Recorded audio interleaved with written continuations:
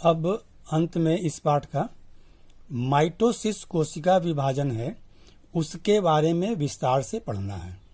तो इसका परिभाषा पहले हो चुका है कि कोशिका विभाजन की वह विधि जो सोमैटिक सेल या दैहिक कोशिका या शारीरिक कोशिका में होती है उसे कहते हैं माइटोसिस।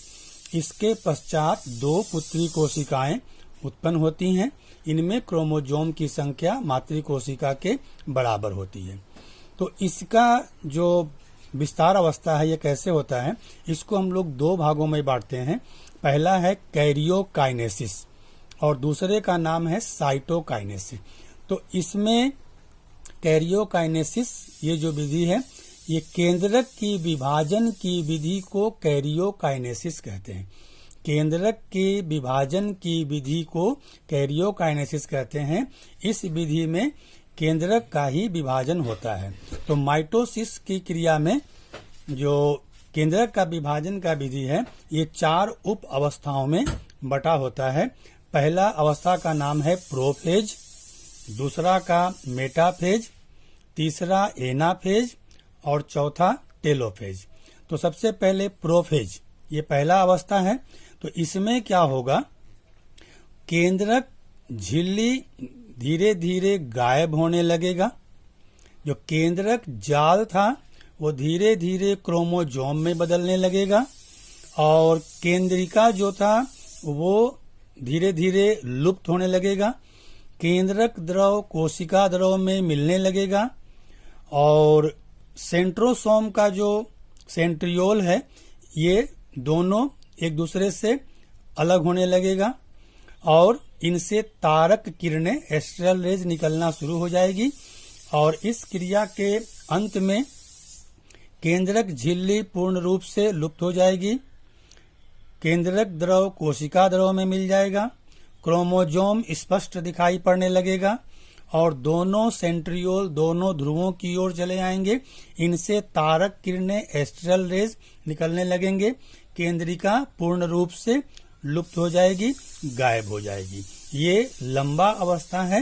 ये पहली अवस्था को कहते हैं प्रोफेज। इसके बाद दूसरी अवस्था है मेटाफेज।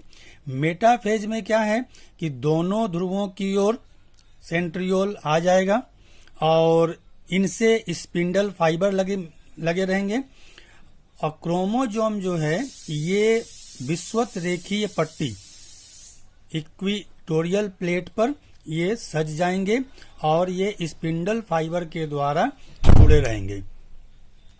स्पिंडल फाइबर के द्वारा ये जुड़े रहेंगे और ये इक्विटोरियल प्लेट पर विषुवत रेखीय पट्टी पर एक क्रम से क्रोमोजोम सज जाएंगे। ये छोटी अवस्था है मेटाफेज। दूसरी अवस्था जिसमें क्रोमोजोम विषुवत रेखीय पट्टी पर सज जाएंगे और स्पिंडल फाइबर के द्वारा जुड़े रहेंगे। और तीसरी अवस्था है एनाफेज।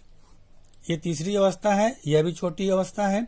इसमें क्रोमोजोम बीच से दो भागों में बट जाता है और बटकर इनमें एक विकर्षण बल उत्पन्न होता है जिसके वजह से ये एक दूसरे से अलग हो जाते हैं और एक दूसरे से दूर होना शुरू हो जाता है। एनाफेज तीसरी अवस्था है।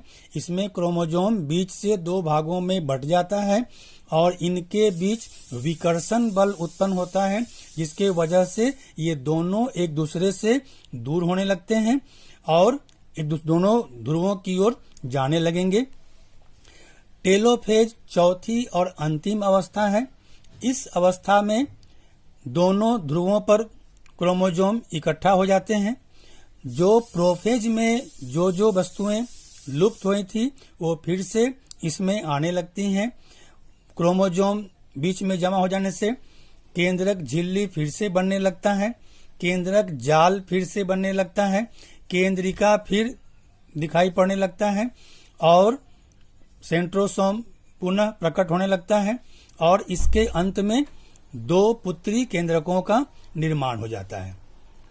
तो ये टेलोफेज चौथी अवस्था है जिसमें दो पुत्री केंद्रकों का निर्माण हो गया।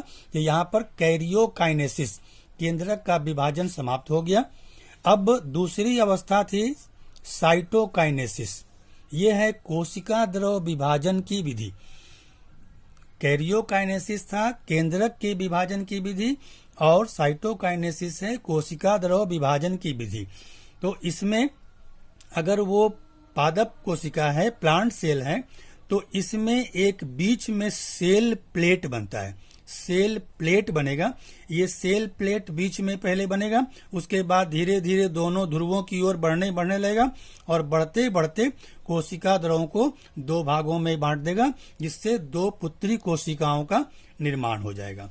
और अगर वो जंतु कोशिका है तो जंतु कोशिका के मध्य में एक दाब उत्पन्न होगा, एक दबाव उत्पन्न होगा, जिसे खांच कहते हैं, अंग्रेजी में कहते हैं फॉरोविंग।